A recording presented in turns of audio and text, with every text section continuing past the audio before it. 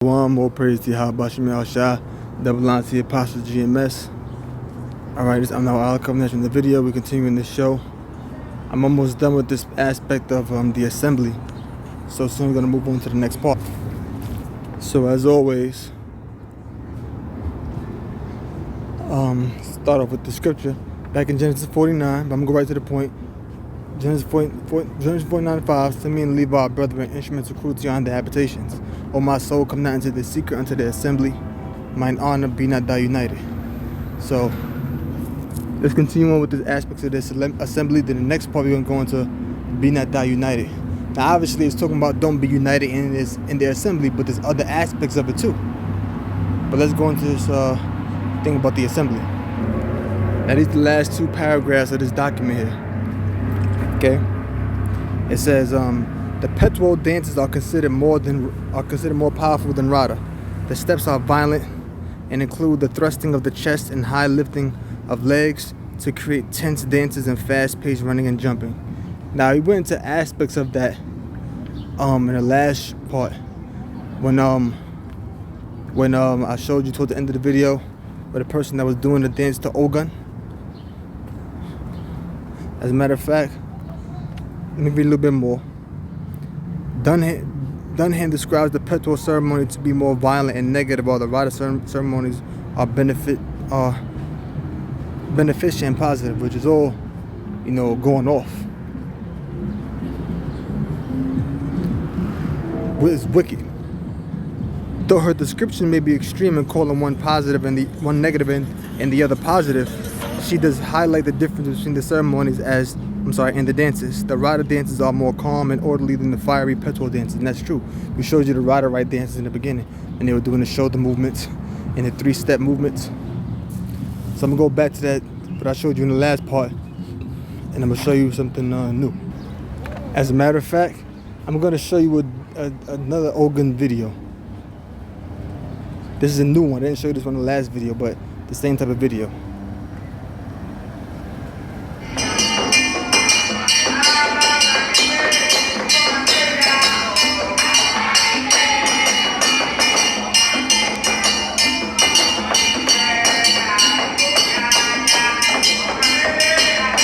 Fast paced,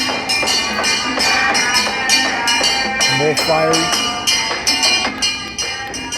I said, hopefully you can hear me. You see it's fast paced, more fiery.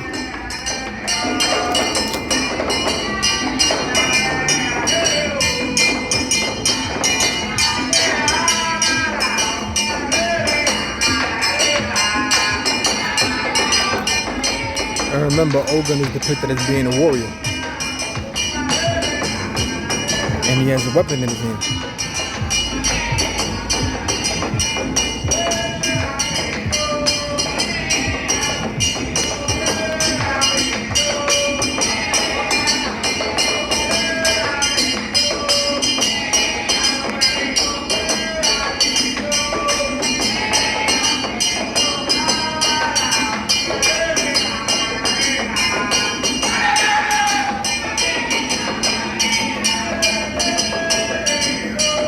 Let's see if I can find that other video. Here's the video. See him stomping with the feet, raising his legs high, raising his knees high. Moving more violently, like a warrior would, more aggressive.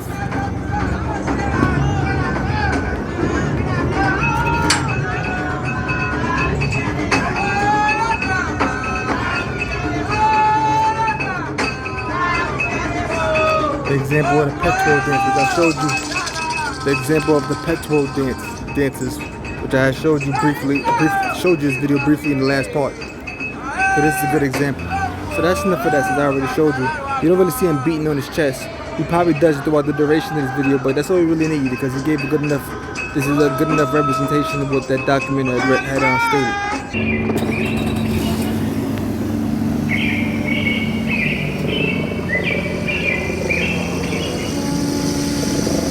La danse du guerrier en Haïti est liée au concept de la lutte pour la liberté, qui a été menée par les esclaves africains qui étaient arrachés du sol africain pour venir dans l'ancienne colonie française appelée Saint-Domingue à l'époque. Petro a été créé en Haïti pour les fins de la guerre de l'indépendance, qui a nécessité un grand rassemblement et aussi une lutte acharnée de 13 ans dans la clandestinité. C'est la danse du feu, disons-le. Now it's a fight that lasted 13 years, right? Wikipedia, Haitian Revolution, go right to the point. It says date August 21st, 1791 or January 1804. That's 12 years, 4 months, 1 week and 4 days. Basically, from 1791 to 1804 is 13 years, so that's what she's talking about.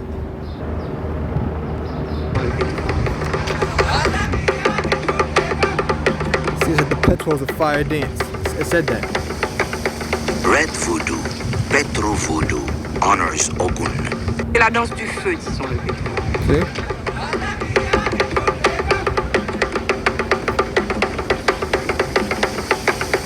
Red voodoo, Petro voodoo, honors Ogun, the powerful spirit of iron and fire.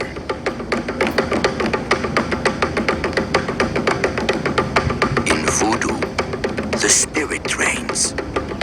It has the power to transform reality.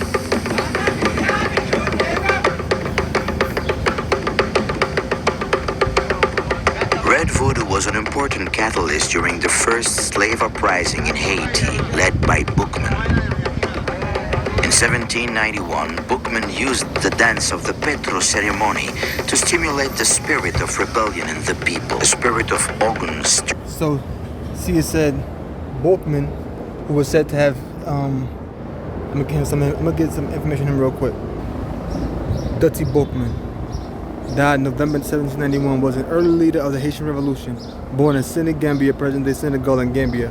He was enslaved in Jamaica. He eventually ended up in Haiti, where he became a leader of the Maroons and Vodou Hongan, which a Hongan is the term for Ogun is a term for a male priest in Haitian voodoo, and the female priest is known as a mambo. According to some contemporary accounts, Boukman, alongside Cecile Fatiman, who was a mambo, she was a female. In other words, she was a priestess of voodoo. Presided over the religious ceremony at Bois Cayman Alligator Forest.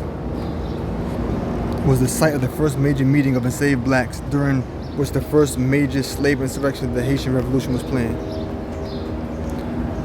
In August 1791, that served as the catalyst in the 1791 slave riot, which is usually considered the beginning of the Haitian Revolution. So that's why this dance is so special to them.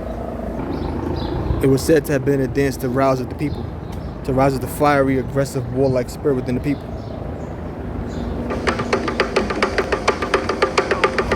Red voodoo was an important catalyst during the first slave uprising in Haiti, led by Boukman.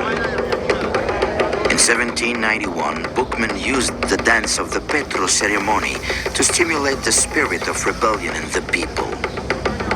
The spirit of Ogun stirred the crowd. It was the first time an enslaved people were transformed into warriors.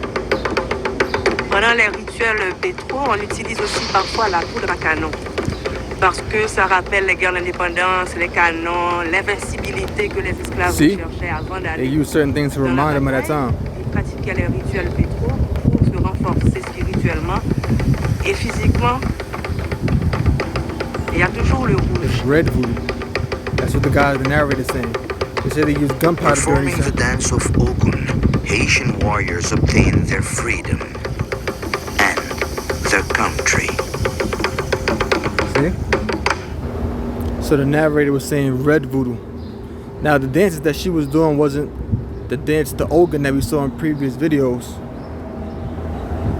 but it's an example. Okay.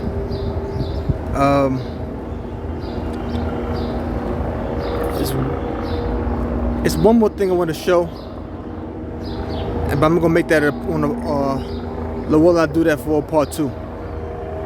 In fact, I'll finish here. I'm gonna show you one more video. You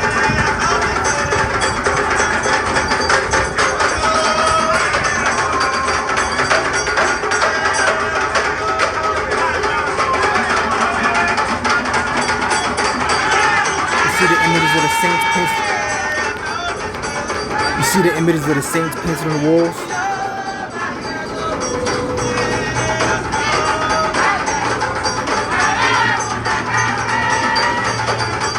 see he's dancing, he got a cane in his hand. Spitting out like an oblation or offering, kind of like. You see he dancing with a cane, right? Now the reason why that guy had a cane, that this website called MamboMary.com, which Mambo is a voodoo priestess, and you know Mary, that's supposed to be represented as Zulu Dantor. Gets to know Allah, T-Gene. T-Gene is a member of the Pt.13 family, the family of hotter spirits. The saint that represents him is young Saint John the Baptist.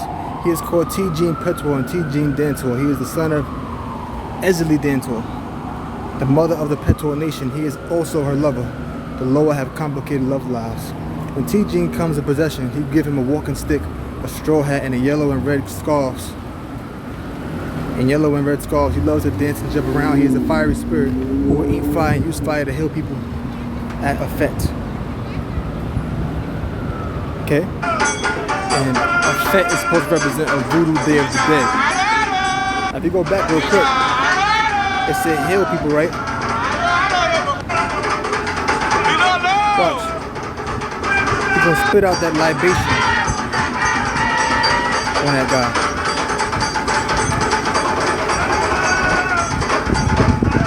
He spit out the libation, and then the guy made a hand gesture like a cross. That goes back to that whole, you know, Catholic religious syncretism.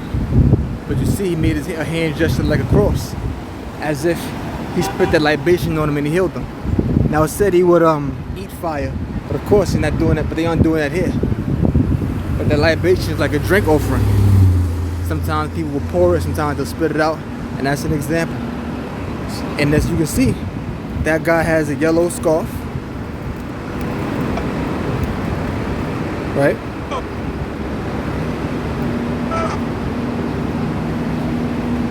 As you can see, he has a yellow scarf, he has a straw hat, and he has a cane in his hand.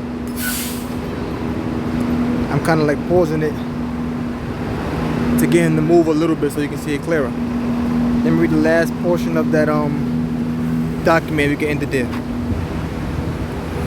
Dance is an integral part of the voodoo ritual ceremony. By studying the nuances of the dances involved in a ceremony, one may understand how the dances, drums, and songs are interrelated. With all of these components, it becomes clear that voodoo is a layered religion in terms of its complex history and culture. So when we come back, we can go deeper into the history now. So with that, I'm going to close. I'm going to say, all praise, how about you, double honestly, positive, GMS, hope brother learn something, shalom.